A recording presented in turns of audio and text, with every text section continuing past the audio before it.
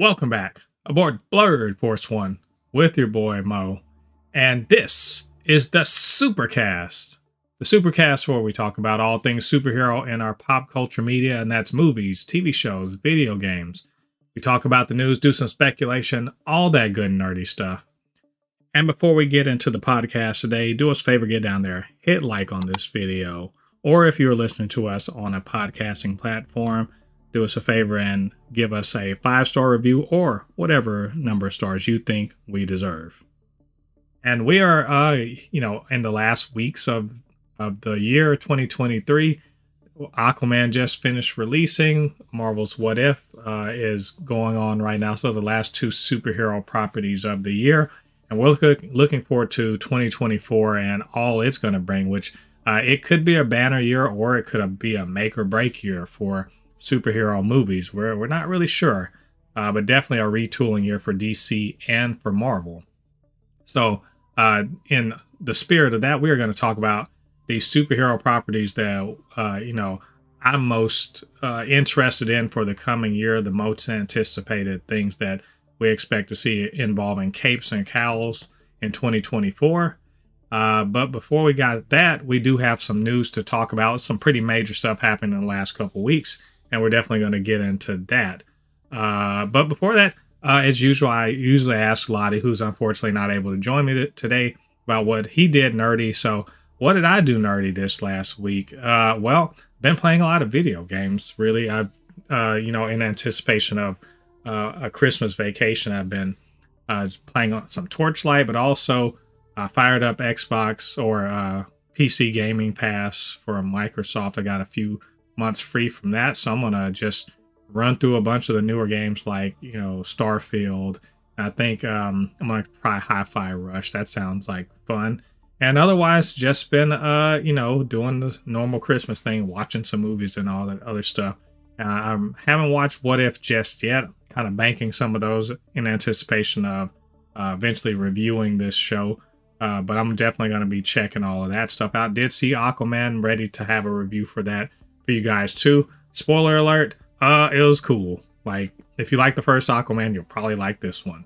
So just a heads up on where my mind is at on that one.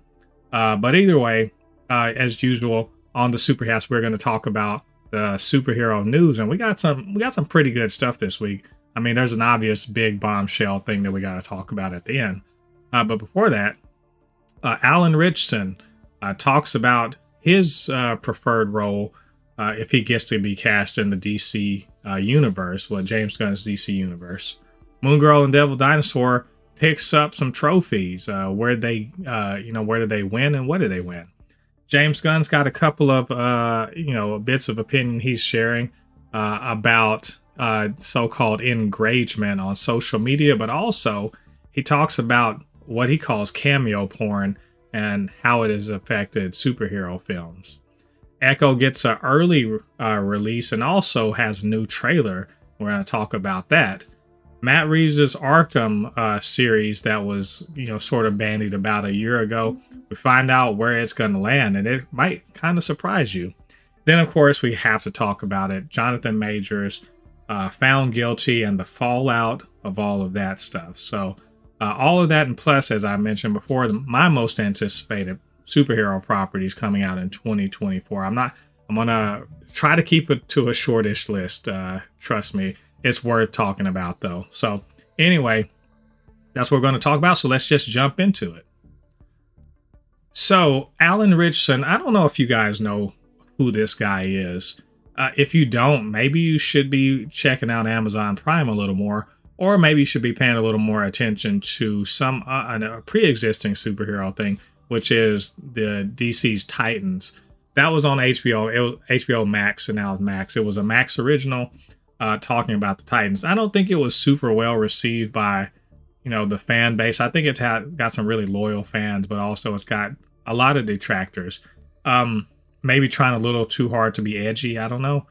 Definitely a different and a little more R-rated look at the Titans. But all that being said, Alan Ritchson, he played Hawk of Hawk and Dove in the series. Basically a not no power, but definitely Batman-esque sort of bad, good guy, and became sort of a mentor, colleague, ally of the Titans in season 1 and on so on through the rest of the series. And he also, if you didn't know him from that, maybe you know him from Amazon's Reacher series, the Jack Reacher books being made into seasons of TV. The first season was very well received, and Alan Ritchson, he's a big, strapping, hulking dude, just beating the hell out of people in there. And people sort of said, hey, he's like Batman without any money or a costume in that. And that could be fair. He does sort of go, he's more like a drifter going town to town and gets pulled into like local mysteries or intrigue or something like that, and manages to beat the crap out of everyone until he solves the problem or whatever it may be. But Reacher season 2 has come out, and it is, pretty well received. Like, they call it that sort of TV, dad TV now. I don't know if y'all listen or see people talk about this on social media or whatever, but basically the sorts of programs that you could sit your, 50-something, 60-something-year-old dad down in front of a TV and it'll just keep him entertained. Take that as you will. Reacher is very much a vigilante and is hurting and maiming people in the name of justice or whatever, even though he's quite reluctant about it. But all that being said, so there's a lot of setup for, what does that have to do with anything, Mo? Well, Alan Ritchson was sort of talking about what he'd like to, try out for, what he'd like to be if he gets to make it into the DC universe. And mind you, this isn't a far stretch. I want to say that. Alan Ritchson, he has been in movies and everything. He is actually most recently in Fast 10, and he's going to be in, this Fast 11 as well. And so, it's not like he doesn't have the experience and the chops. And he's a big, imposing guy. He definitely looks like, if you strap on some, some capes and put some spandex on him, he looks like he'd probably be a superhero, or at the very least a luchador. So he was asked about it, and he said, hey, I want to be the DC Universe's Batman. And, people are like, yeah. And then others like, does he have the chops for it? And, I feel like I may be more on the side of, is this the right fit for it? Now, mind you, physically, my man is like absolutely 100% right. Like, he's definitely, if it comes to physique, he's not going to need much, if any, padding to make him look like a big, imposing, like, superhero. So he's not going to need much in that way. But I wonder, can he play Bruce Wayne? That's the thing, is being Batman isn't just being Batman. Look, you can put on a suit, cool. Anybody can sort of do that. You can do the moves, that's cool too. I'm not opposed to that. I think he could do that. Question is, can you be not Batman in some scenes? This is a question that Robert Pattinson sort of had to answer too. But people were asking, can he physically do it? Well, again, with the way Hollywood works, sure, he could physically do it. The real question is, what does he do when he's not in the suit? And, Pattinson's version of Batman, his Bruce Wayne is somewhat non-existent because he doesn't really know how to be a regular person. He's in the midst of his definitely, his all Batman all the time phase. And at the end of the Batman, he realizes maybe I actually have to be Bruce Wayne sometimes. And so he's going to have to learn how to be, to put on the Bruce Wayne mask. He very much is that Batman's the real person, Bruce Wayne's the mask. My question for Alan Ritchson is, what are you bringing to the table as Bruce Wayne? Michael Keaton, he was Bruce Wayne who put on a suit and became Batman. Pattinson is Batman that puts on a face to be Bruce Wayne. And Christian Bale is somewhere in between those things. And of course, there were other Batman. But my question to Alan Ritchson is, cool, you could do this. I just wonder, because I haven't seen a ton of his acting outside of just kind of this action role. So can you bring the Bruce Wayne to this role? But I mean, I'm actually absolutely, kind of looking forward to the idea that maybe he will do this. And also, it depends on what it does, the Brave and the Bold call for, because that's where we're going to see Batman the first time, I believe. What does that story call for? This is a Batman that's older, and mind you, Alan Ritchson, he's not a young man anyway, but he's an older Batman with the son, Damian, that's, he's a assassin trained and wants to be super badass, ruthless, or whatever, like he thinks his dad is. And so this Batman isn't just hanging out by himself, kicking the shit out of people. He's got Damian, he's got Batgirl and Robin, or Nightwing, I suppose you could say, and Alfred. There's a family, it's a Bat family story. So can he bring the head of the family vibe to that character? That I think the jury's out. I don't actually know enough of him to know if that would work. But like I said, physically speaking, absolutely he could do it. And I just wonder just if he would fit it, tonally for what they're going for in the Brave and the Bold. But you know what? Hope springs eternal for Alan Ritchson. He definitely is getting his flowers right now for his portrayal of Reacher. Maybe that'll give him a little bit of juice, or at least get him, in the door to talk with James Gunn about maybe being Bruce Wayne, or aka Batman. We shall see, and I'll let you guys know if we find anything out about this. Moon Girl and Devil Dinosaur, as I mentioned, maybe I haven't mentioned because we haven't done our best of the year, but trust me when I say it's one of the best superhero things that came out this whole year. Yes, it's a kid's show. Go back and watch my review of it. I thought it was a great show. I really, really loved it. It was like 20 episodes. Really loved it. Even though it's all ages, it does reference a lot of deep cut Marvel things. Just a lot of fun, a lot of great style. It definitely is taking some cues from Spider-Verse and,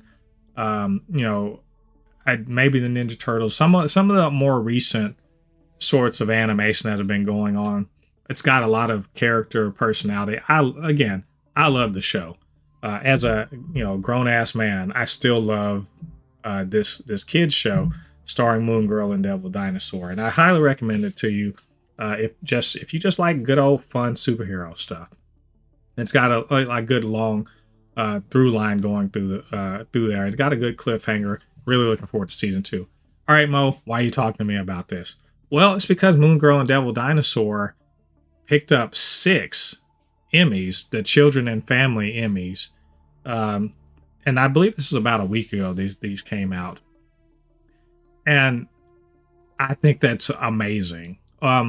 Actually, Disney did quite well in the Children and Family Emmys, if I'm keeping it real.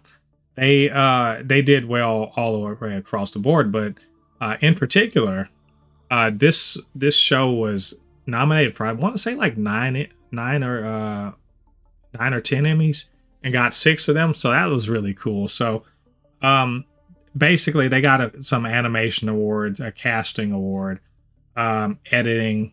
I think they were nominated for editing that. Outstanding main title and graphics, which, by the way, the Moon Girl and Devil Dinosaur intro is really awesome, actually. It's got a great song, too. Outstanding voice directing.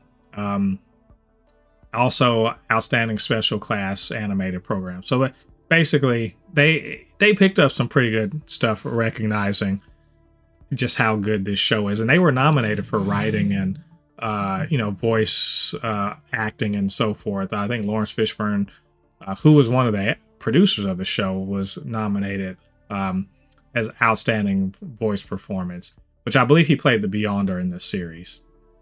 So I just really wanted to recognize that this show that I said was great. I think it's one of the best superhero things that came out this year, that I'm certain that a lot of grown-ups or sleeping on, that this has been recognized for, just how good it really is. And I hope that anyone listening to this, if you haven't given it a shot, you got Disney Plus, that you will take the time to just kind of dive into this show, because I guarantee you these Emmys weren't just handed to them just for doing nothing. They absolutely were earned. and I think you'll have a great time. So I just want to congratulate all the people that worked on Girl and Devil Dinosaur just for giving us a great show and being recognized for just how hard they worked on making this really great piece of animation. And that we're looking forward to season 2. I definitely am. The 2024, I'm assuming we're going to get it sometime spring or summer, and I just can't wait. So anyway, congratulations to Moon Girl and Devil Dinosaur. So James Gunn has been, I guess he's got some time between writing the various things. He's working on Peacemaker season 2 right now. I guess he's got a little bit of time, so he's been, on Threads. He's dropped Twitter, so good on him. Like, Twitter sucks now, but he's on Threads now, and he's really just been, sort of responding to some things people are asking, because that's the sort of person James Gunn is. Really kind of setting the record straight on some things. But he was asked a question about, kind of this new term. It's a term I actually hadn't seen before, heard before, called engragement. It's E-N-G capital R-A-G-E-M-E-N-T. And the person that posted quoted as the act of quote dunking on asshats / trolls for easy rage-induced engagement and clout. And that's really, the person was talking about how this was the norm on Twitter and how maybe we don't do this, just block or mute people on, on Threads instead. And, James Gunn sort of chimed in about this, about how, he's trying not to do that so much anymore. He used to do that a lot. And that, sort of responding or quote tweeting or whatever, trying to dunk on these people really more amplifies these kind of shit takes rather than, or it mobilizes the fans of these people with shitty takes or whatever, and really just kind of causes more, I guess, strife in the community rather than anything else. And that, he's basically hoping that Threads isn't like that, which, by the way, it's going to be like that. Threads is basically Twitter, damn it. So it's less of a problem, but not so much of a problem, because the whole point of these things is if you post these things out into the ether, everyone has a chance to sort of say something about it. The question is the engagement in the engagement in this case, does it actually foster any real conversation? Is there any usefulness to dunking on someone or to just basically pointing out how they have a shit take? I'd say yes to a point. There is some usefulness into it. This person is posting their thoughts. They aren't the only person thinking that. They're complaining about wokeness. They're not the only person thinking that. They're complaining about representation. They're not the only person complaining about that. If they're just saying the most dumbass thing that about superheroes or the state of comic book movies or just any old thing, they're not the only person thinking about that. They're looking for, I would say they're looking for someone to agree with or validate what they have to say, and maybe not so much trying to pick a fight so much, but the person responding and quote posting whatever this dumb thing that was said, they are really sort of trying to go at this person and kind of be like, this is dumb, but also to get other people to sort of jump in and co-sign. So it's not really about, as far as I can tell, it's not really about conversation or, any kind of someone trying to explain what they're really trying to say. It's really more of a dog pile, if you will. And hey, I do it. I do this too. Sometimes you run into a shit post that just needs to be amplified to be like, don't do this. But unfortunately, I don't think that's really quite the way it works. So, look, for James Gunn, this is more important than for me or for you or for any other, regular person with few followers, if any, on social media. But for someone like James Gunn or some of these other verified accounts, it definitely is something they need to be mindful of, because they invite dog piles, or they invite the various tribes on these platforms into some kind of warfare, if you will. And maybe that's not what you want Threads to be, or any of the other places online. But it's a weird time in fandom. That's the truth. Is fandom is so, it's not even just tribal. It's very much identity politics that masquerades as talking about superhero movies or TV shows or whatever. It's just identity politics, and all of it's seeping into every aspect of popular culture. And look, that's sort of the way it should be, because all of this art, in one way or another, is a commentary on our political situation. Even if it just wants to skirt around it or not mention it or whatever, that's a comment in and of itself, that it wants to avoid what's actually happening. So, and these platforms, these big voices, they can really kind of cause a big ruckus, if you will. So I think it's kind of a good thing that, especially for the head of a studio, to be like, you know what, I'm gonna back away from that, and I hope everyone else sort of tries to make Threads be a good place that doesn't have all that foolishness. We shall see. I can tell you right now, though, that Threads is it is Twitter. It is definitely Twitter, but it's a somewhat nicer version of it. And so I'm not sure if these words are necessarily going to fall on ears that are receptive to it. But we'll see. We'll see. And hopefully James Gunn follows through on his thoughts on that. Additionally, he was also talking about what he considers to be one of the worst things about recent superhero movies. And he calls this cameo porn, which is, as you can imagine, just throwing in cameos just to sort of titillate. And I'm not talking about sexually. I'm just talking about to sort of get your engines rev, like, oh, I know this character. Oh, I know this character. That, that sort of thing.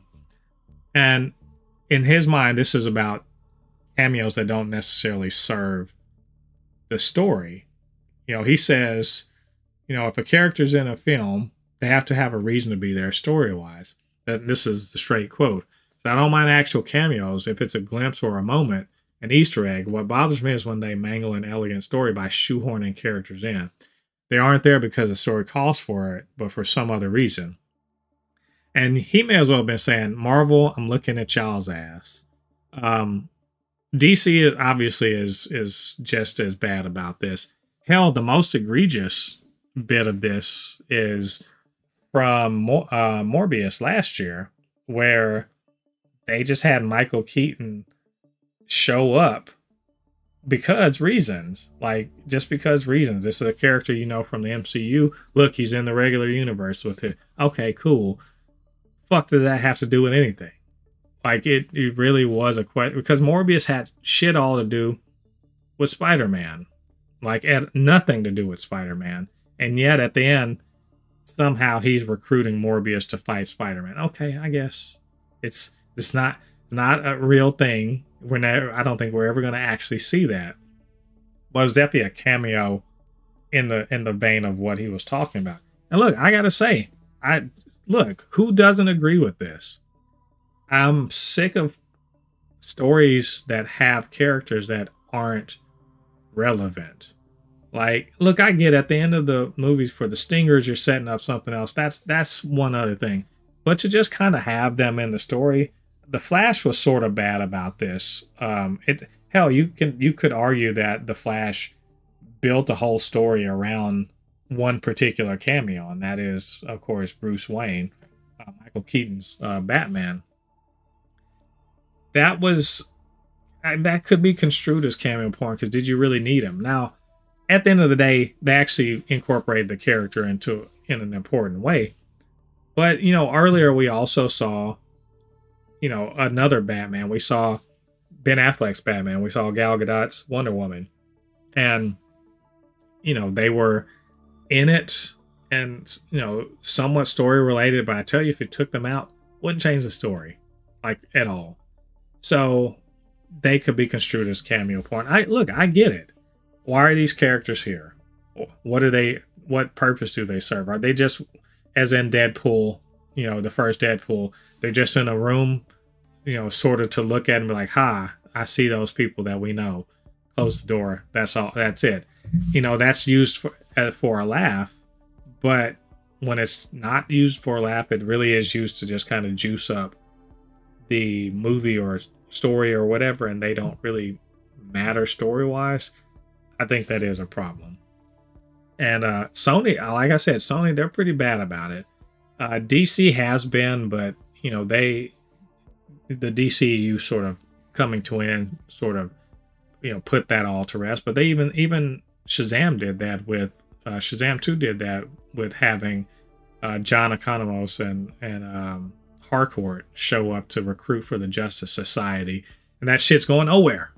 So I think it very much is a problem, but also one that I'm hoping is gonna get sort of dealt with over this next year when Marvel and DC are sort of rebooting and retooling, and they're sort of making moves that I hope are more intent, with more intention and more eye towards what the story needs rather than what marketing or what characters need to be served. So but we'll see. Hopefully they're all listening, but James Gunn's running the studio, so he better be listening over at DC. And I think he's right on point though. So moving on, we got a little bit of Marvel news. Echo, the TV show that, let's just say, has had a rocky road. It's reshoots and retooling and whatnot last year. But finally, we were wondering, is it coming out this year? And it was supposed to come out this year, but, again, delays and everything. The writer's strike didn't help, even though the show's been done. The actor strike didn't help, even though the show was done. But we heard that they were actually, moving it into 2024. But not too far. Apparently, it was going to be January 10th, but now they've moved it up to Tuesday, January 9th. Where they're going to drop all 5 episodes of this limited series, the first Marvel Spotlight show. And look, I'm not gonna lie, I've been concerned about this show. I do like the Echo character. I recently just rewatched Hawkeye for Christmas, and by the way, Hawkeye is awesome. I hadn't watched it since the first time through. Watched it a second time. I loved everything about it. I thought Echo was really cool. If anything, she's a little underused. And so I'm actually really looking forward to seeing what this Echo series is all about. Having seen that first trailer, then they dropped a new trailer to basically go along with this announcement that the 9th was going to be the release date. And let me tell you, they're going hard. Like I was looking at it, I was like, man, you ever watch something like, damn, just watching someone get straight smacked in the head or thrown against the wall or something like that, just seeing straight ass kicking. And I was just like, damn, like left, right, and center in that trailer, it looks absolutely brutal. Like they are channeling everything about the Netflix shows as far as tone, as far as brutality and all that stuff. This is definitely going to be a TVMA show. They already said that, but they're not playing. It's TVMA for real, for real. And it absolutely looks like it's going to be exciting. At least the action's going to be. Now, the non-action moments, we don't know. But it does, Alako Cox is in it as Echo. I think she's got a lot of potential, but Devery Jacobs, who I really like from the Reservation Dogs TV show, but she is in it, and she's actually really, she's a really good actor, and I'm looking forward to seeing her in live action. So, just in general, very excited for this show, especially because I think this is a character that probably is going to show up, and later on, I hear rumors of a street level, sort of team up movie or something like that. So Echo is definitely one there, but she may very well be a villain also. We're not really sure. We'll see. But that's coming out January 9th, and we're going to talk all about it when it does drop. So one bit of DC news. This is confirmation from James Gunn himself about the Matt Reeves Arkham series. Now, if you guys recall, probably about a year and a half ago, they started talking about not just the Penguin spinoff, but a spinoff of Arkham, where it's talking about, you know, the inmates of Arkham Asylum and you know, probably following maybe, probably not Hugo Strange, but somebody that works there, maybe Batman dropping in and out, and just kind of seeing the lives of the various people who are interned, or not interned, but who are imprisoned at Arkham Asylum. And it sounded like it was going to be related to the Batman and the Penguin show. But it turns out that actually this is going to be Matt Reeves' entry into the new DC universe, which, let me tell you, that came out of fucking left field as far as I'm concerned. I mean, it seemed to me that Matt Reeves was playing in his own little sandbox, that he wasn't going to be trying to be playing around where there's a Superman and there's, you know, costume heroes and metahumans and all that other stuff. He's trying to really stay in the grounded world of the Batman. So to hear that actually he's making, you know, his mark on the DC universe itself, very intriguing to me.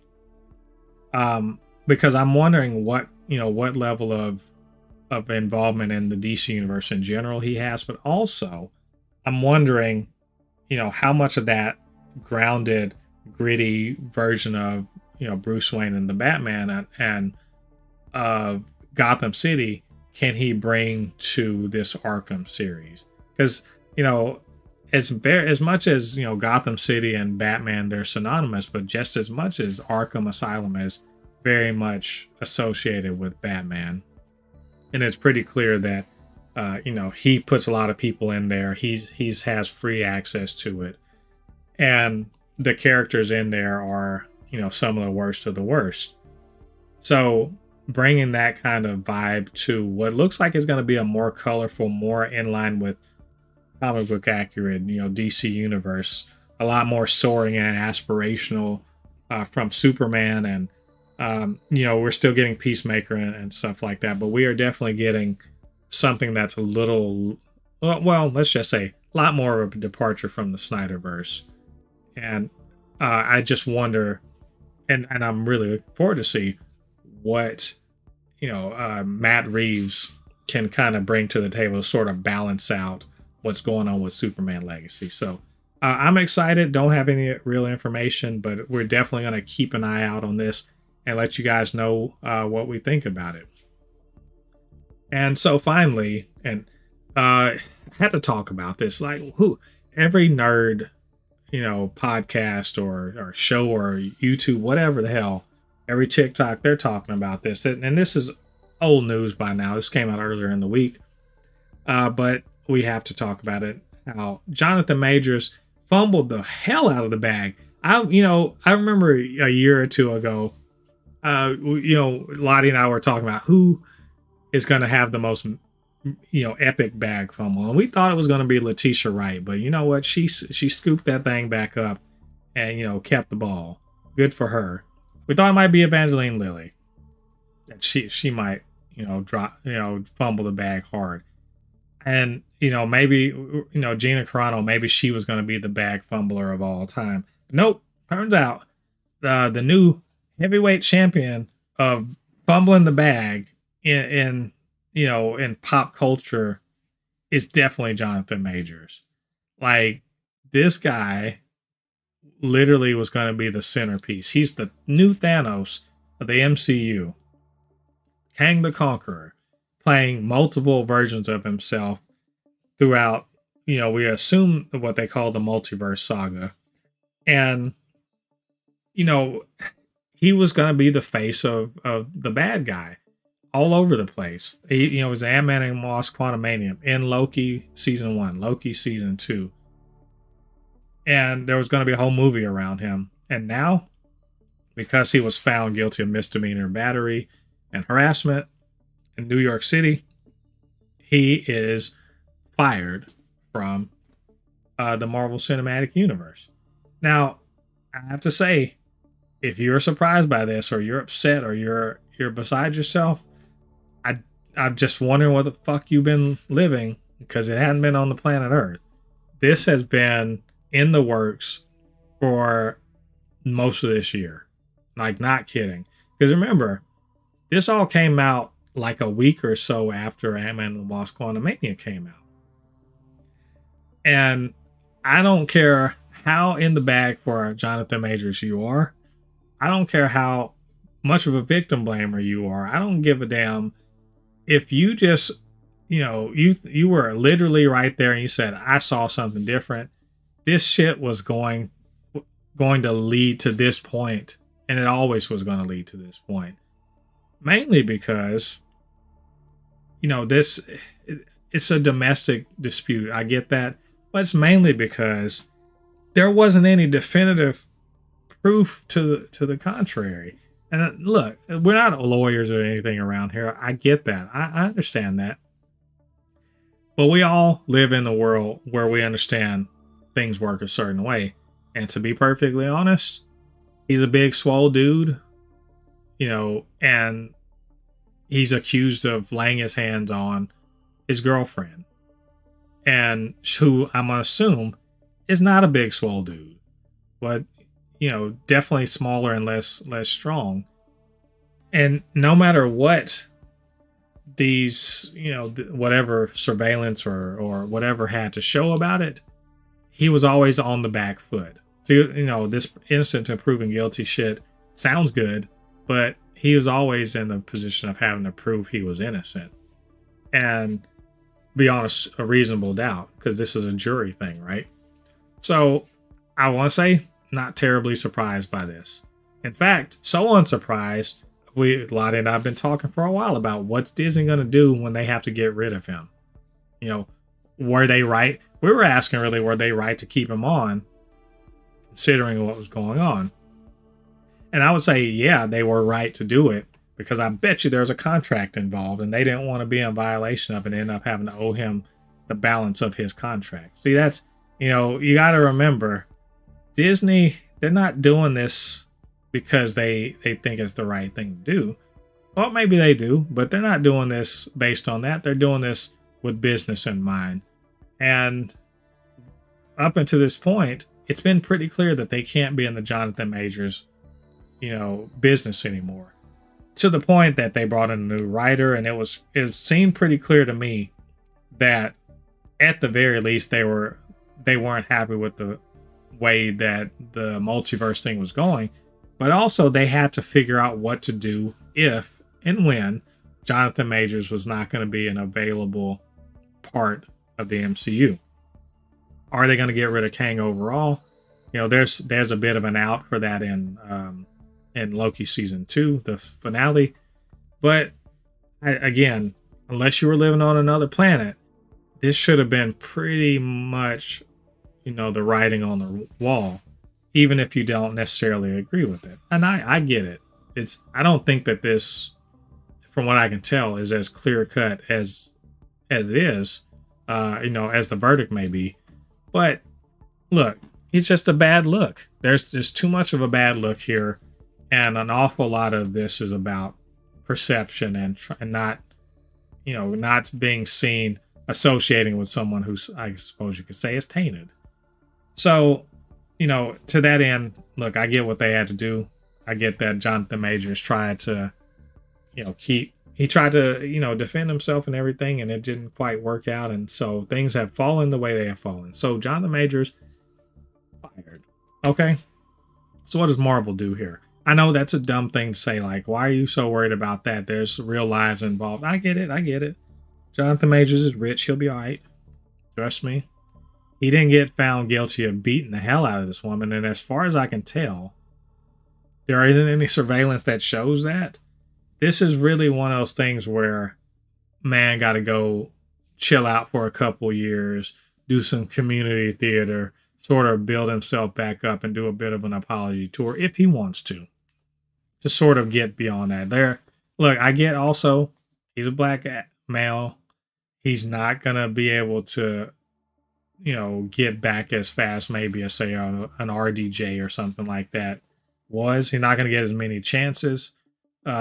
See also Will Smith, but he's not done. Jonathan Majors is a great talent. you know, whatever you think about his off-screen situation, he's a great talent. And the MCU was better for having him in it. And it's going to be poorer for having him not in it. And so you got to figure out how to fill those shoes. Again, he'll be okay. You know, he's got money. He's going to be able to come back from this in a year or so. Trust.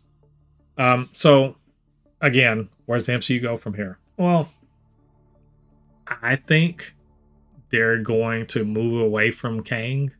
They already started calling Avengers 5 rather than Kang Dynasty. And that's kind of telling. I wish they would recast. Honestly, I wish they would recast. Just do a Terrence Howard, you know, Don Cheadle situation. Put somebody else in there. And, like, who the fuck knows what he looks like besides Loki, who, you know, by the way, is sitting on the throne, keeping everything together. And then the members of the TVA, none of whom are going to interact. I think, maybe the Ant-Man crew, they know what he looks like. All right, cool. That'll make him showing up as somebody else even better. What I don't want to see is them put Doom in this shit. Everyone, it's immediately, they're like, oh man, you know, fuck Kang, put Doom in that bitch. Why?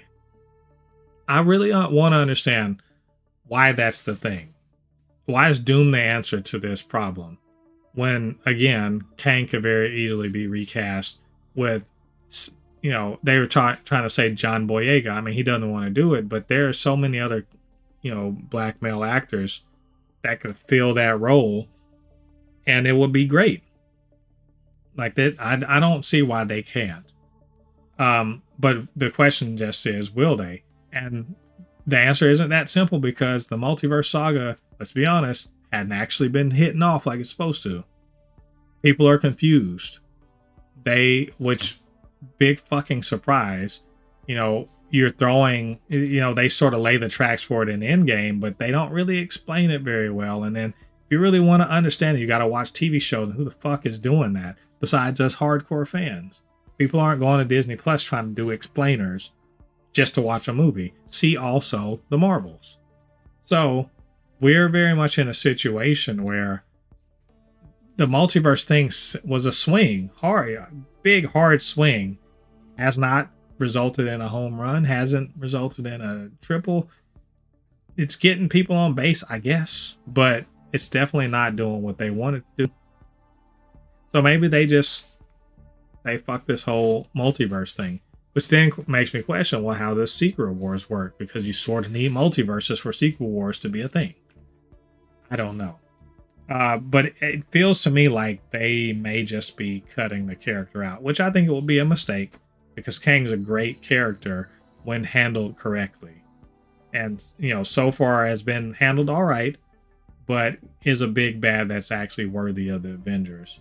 And just putting him on the sideline ostensibly because, you know, Jonathan Majors had some problems and he's too associated with it, with the role, seems like a stupid idea to me. But, you know, what the fuck do I know? I don't make the movies and TV shows. I just watch them. But I would prefer that they recast. You know, they have an opportunity to recast and keep this character and keep the storyline going. And I would very much like to see that happen. So either way, too bad for Jonathan Majors. Not exactly a surprise. You know, he can pick up the pieces of his career and everything. He's not done. But, you know, and Marvel's not done either. This is a setback, but definitely one I think that they've had the better part of this year to sort of figure out how they're going to proceed. And I think that they're rolling right along with that whole plan. So either way, we'll see more fallout from this. We'll let you guys know what's going on with Kang, what's going on with Avengers 5, and this whole multiverse saga. So anyway, those are all of the news items for this week. I'm sure there are some I missed. Honestly, there's were from earlier in the week, and as we got closer towards the holiday, I was like, whatever's coming out, it's not going to be super important. So with all that being said, if I missed something you thought I should include, maybe you agreed with what I had to say, disagreed, just had something to add, do me a favor, get down to the comment section, leave your thoughts there. And of course, you can always hit me up, supernotfunnyshow@gmail.com, supernotfunnyshow on Threads, on Instagram, super_not_funny show on TikTok. So just hit me up and let me know what you think. All right, so it's time for us to talk about the most anticipated superhero properties for 2024. That's, of course, you know, movies, TV shows, video games, all that good stuff. I will say ahead of time, I'm not going to be talking about video games because I think 2023 actually kind of went hard on video games with superhero stuff in it. I think Lottie will probably say that the best superhero video game this year is definitely going to be Spider-Man 2. And I will not dispute that, even though I haven't played it. It appears that that's the case. And what other competition? What Arkham? What was it? Arkham Knights or something like that. It's not a thing. So definitely going to be Spider-Man 2. I don't think anything else was supposed to come out. Not even I think Wolverine was 2025. But I hadn't seen anything else video game related. So if I'm wrong about that, let me know. But so we're just basically going to be talking about all the animation and TV and movies that are going to be coming out in the coming year. And I have a handy dandy little list here. It's not little, but it's a list. And it's, mind you, this is not, you know, just like all inclusive, because I'm pretty sure I'm missing some things. But either way, so we got Madam Web, Deadpool 3, Kraven the Hunter, Venom, Echo, X-Men 97, that's animated show, the Agatha Darkhold Diaries, Spider-Man freshman year, or it's also, I think it's called Your Friendly Neighborhood Spider-Man now, Eyes of Wakanda, Hit Monkey Season 2, you got Justice League Crisis on Infinite Earths Part 1, Joker 2, you got the Watchmen animated, and there's a bunch of like directed to video or whatever DC stuff. Watchmen, Batman Azteca, Justice League Crisis on Infinite Earths Part 2. Then you have this live action Superman and Lois final season 4. Got the Penguin TV show, Creature Commandos, the first DCU property, and then possibly season 2 of My Adventure with Superman and Harley Quinn season 5. And I also, we have Kite Man, Hell Yeah. So those, I mean, it's a lot of stuff coming down the pipe. And we also have The Boys season 4. I don't think we're gonna get it, but maybe Gen V season 2 will come out. I'm gonna say probably not. I think that's probably for a year and a half from now. And you know, Invincible, the rest of Invincible season 2. So since Invincible season 2 has already started to come out, I'm not going to count this in this list. We're just getting the rest of it, but I definitely am anticipating the last 4 episodes of season 2 of Invincible. So what's my most anticipated list? I try to keep it smallish, considering everything that came out. But these are it. I guess we'll go from, you know, least anticipated to the most. So Echo, the Echo series, which I was just talking about it, and that it got moved up to January 9th. They're dropping it all at once. Usually not a good thing if a streaming service is, especially Disney Plus, is dropping everything at once. That may be an indicator of a not so great starting episode or a pilot episode. But all that being said, I think this looks actually like it might be amazing. We definitely are getting Daredevil. We're definitely getting Kingpin. And it just looks absolutely just brutal. Like, it looks like a Netflix Marvel show, and in a good way. I think Echo didn't get her due in, I mean, even though there was some time dedicated to her in the Hawkeye show, didn't really get her due. We didn't get to see her full potential. But I did really like her character in Hawkeye. And I'm really looking forward to seeing how this all plays out. It's a lot of native representation. This is really about her kind of getting back to her roots as a native character. So we're going to be seeing a bunch of actors that, for better or for worse, we see them in a lot of things whenever there are natives called for. And so I think it could potentially be a sleeper hit. That's my number, I guess you'd say 10. Of my most anticipated, that's the lowest one. My next most anticipated for 2024, My Adventures with Superman Season 2, which again, assuming that this is actually going to come out, I'm crossing my fingers. My Adventures with Superman, what a surprise. I thought it might be all right. It might be cool, but it turned out to be just a wonderful Superman show with a young Clark Kent, young Jimmy, young Lois, basically sort of like a Harry Potter-ish, group.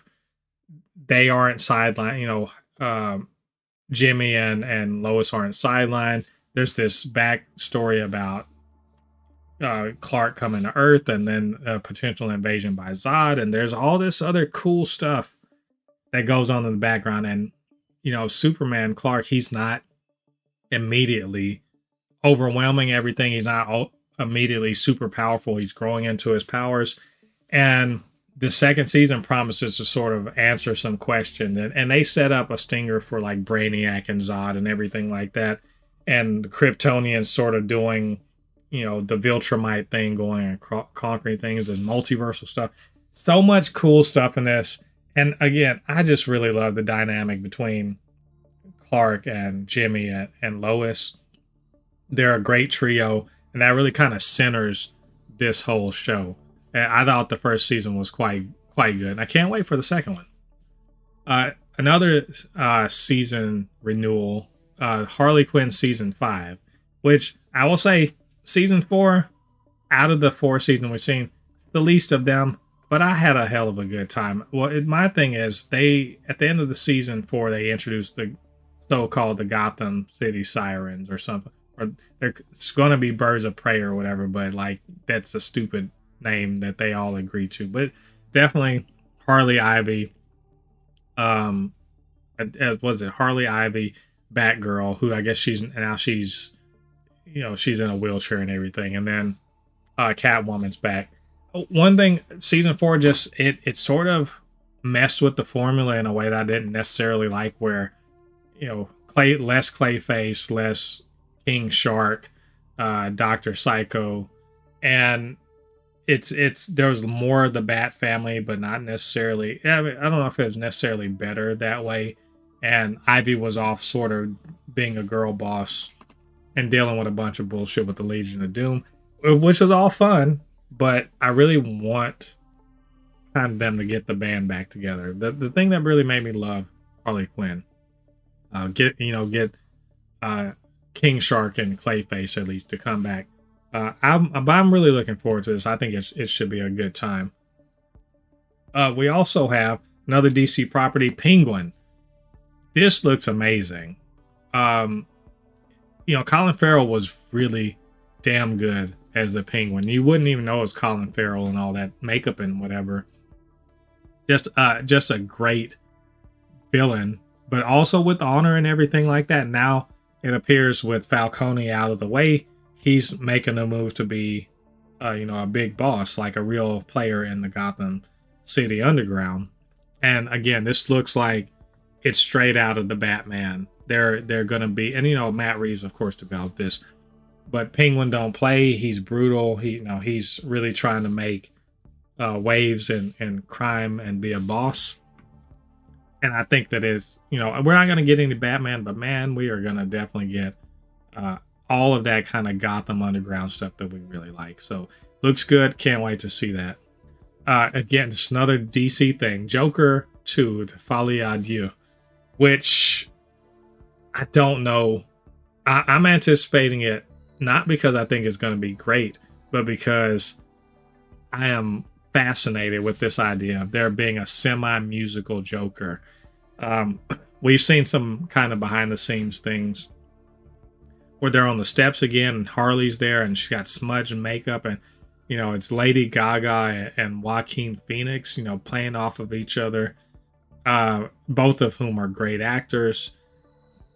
Harley Quinn in live action has been Margot Robbie up to this point, and she's definitely done a version of that's familiar.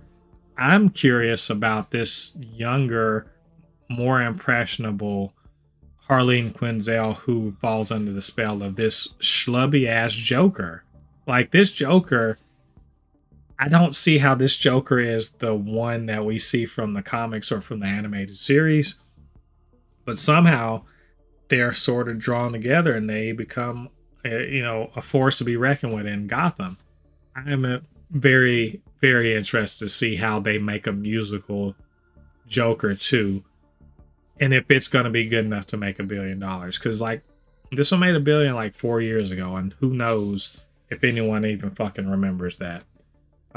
Is this going to hit the zeitgeist like that one did? I don't know, but I am intensely curious to see them try to make it happen. Now we got the Eyes of Wakanda. I'll just keep it real. I don't know shit about this show except that it's about some people, Wakanda special agents going around the world trying to get vibranium artifacts back. Okay, cool. War dogs, I guess.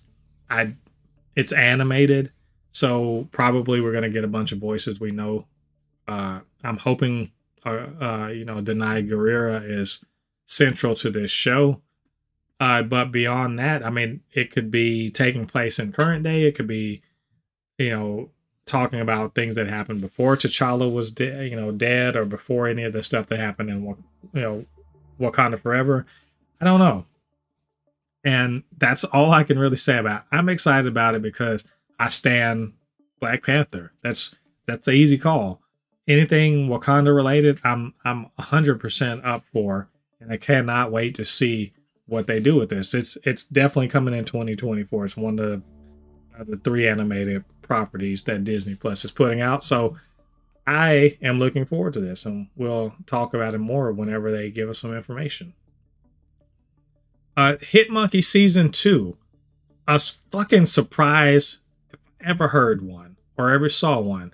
Because I tell you what, who knew or who even thought that this was going to happen? The last time we heard about Hit Monkey was right on, it came out right after the acquisition of Fox from by Disney. And so in that acquisition, they scuttled some Hulu, originals that were going to be Marvel. Like there was going to be a Howard the Duck by Kevin Smith scuttle before they ever even got out of the script stage. They did end up releasing. MODOK and Hit Monkey as a part of that because they were already basically done. And let me tell you what. And Lottie, you've heard he and I talk about it before, but Lottie loves it. He's watched it multiple times. Hit Monkey Season 1 is awesome. Like, it's legitimately like one of the top 10 superhero things that came out the year it came out. It's just so good. It's cool. It's fun. The main characters are fun. The Ghost Bryce that's helping him out. But also they managed to get Fat Cobra from the Iron Fist comics, but also Silver Samurai from the X-Men comics, and make them part of this and be cool and interesting. So cool and interesting. I'm like, why not put this in the MCU? But, Feige may likes it, but doesn't want it in his MCU. So good on them for greenlighting that second season, which I'm going to assume is probably going to be the final season. There's just so much time between the 2 seasons that if this second one has any juice at all, I'll be fucking astounded. But I'm anticipating if they can basically deliver more or less what they delivered in the first season, definitely going to be worth watching. It'll be a good, fun ride. Now we're into my top 3 for this for 2024. And there's a question mark on this, kind of like with Harley Quinn and My Adventure with Superman, but I don't care. I'm just going to assume it's coming out. And that is Moon Girl and Devil Dinosaur Season 2. As I mentioned earlier when I was talking about the awards, I love this show. I think Moon Girl and Devil Dinosaur has been slept on way too hard by people that call themselves liking superhero stuff. I don't know. Maybe it's they just want the grimdark shit. I don't know. This show is just joyous. It's fun. got a lot of like personality. It is its own thing. Like there is definitely, you know, a voice in there, an authentic voice that is unlike what other things you're getting in there. And also there's a lot of respect paid to the comics, paid to part, you know, you end up getting Bill Foster in here. You get Maria Hill shows up. I mean, there are some really, you know, deep cut thing. They got the Beyonder in here, which is just kind of amazing.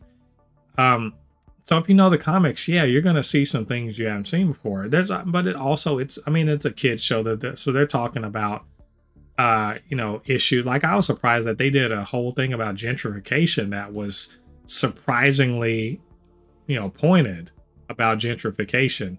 Wow. So, you know, they're not pulling punches, but they're telling great stories. There's an ongoing storyline that was kind of played out in it, but it's a good little, you know, family thing. Like I like Lunella and you know, her friends and her family and everything. Just lots of fun, and they needle drop every episode with a new song. It's always really cool. I really appreciate the first season, and I can only cross my fingers and hope that season 2 just brings it and just like amps it up. Because if they do it, I mean, it's definitely going to be. If they do, it's going to be in my top, you know, 4 or 5 things for 2024. So number 2 is The Boys season 4. This is a no-brainer. Gen V was awesome.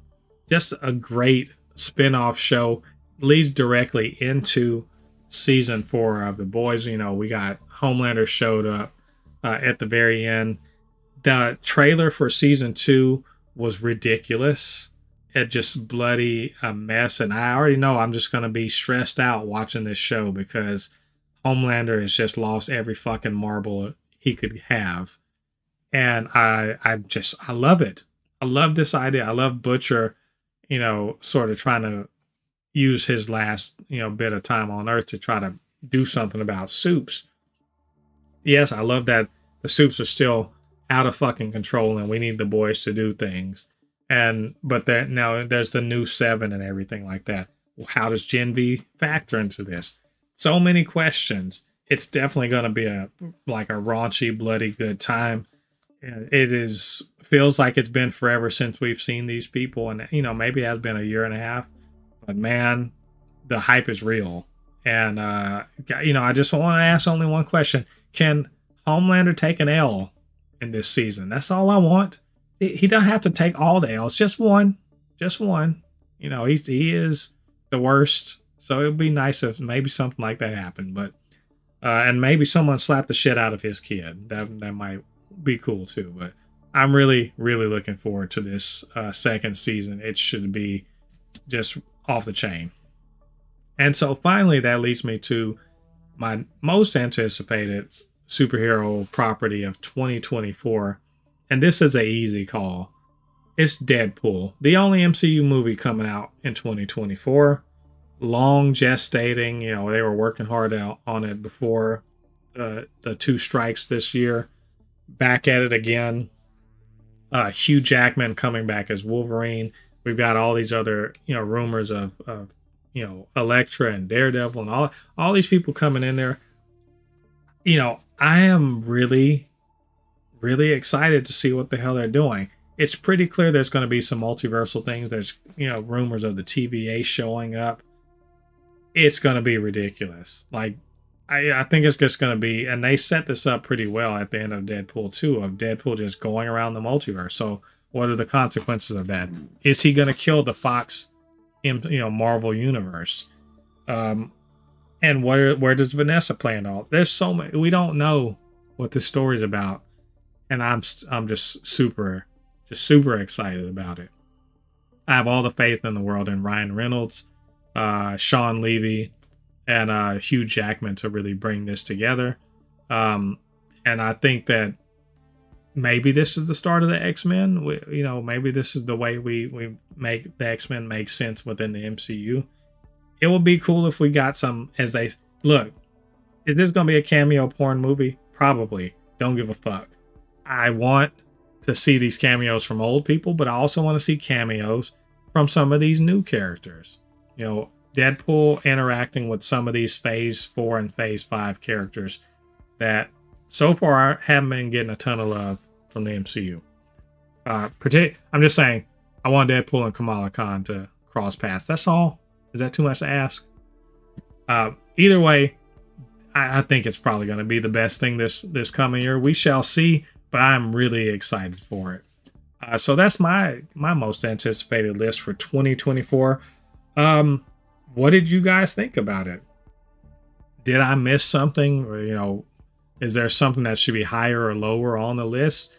Maybe your list is completely different from mine. I'd love to hear about that. So do me a favor, get down to the comments section and share that there. Of course, you can always hit me up, supernotfunnyshow@gmail.com, supernotfunnyshow on Threads and on Instagram, and also super_not_funny_show on TikTok. I'd love to hear from you. And while you're down there, do me a favor, hit like on this video, subscribe to this channel, hit that notification bell. All that good stuff helps to grow this channel, helps more people to see this podcast and other videos that we do. And if you're on a podcasting platform, do us a big favor and go ahead and give us a 5-star review if you think we deserve that, or whatever stars you think, and leave a comment and let people know all about the Super Not Funny Show. All right, thanks everyone for joining me on this episode. It's episode 132 of the Supercast. Episode 133 is going to be the final one of 2023, where we're going to talk about the best of. We're going to round up everything we saw this year and tell you what our top 5 are going to be for the year. And let me tell you, you're probably not going to be surprised by this top 5, especially if you've been paying attention to what I said today. There's, you know, coming in the last minute, Aquaman slid in. It's not in the top 5. I'm just gonna say. And we may even talk about maybe the worst thing of the year. Again, none of this should be a super surprise, but it'll be a good fun time to sort of discuss this. So come back to the channel then, and we're gonna have a good time talking about that. Till then, I've been Mo, your commentator extraordinaire on all things pop culture, and I'll see you guys on the other side of the thread. Peace.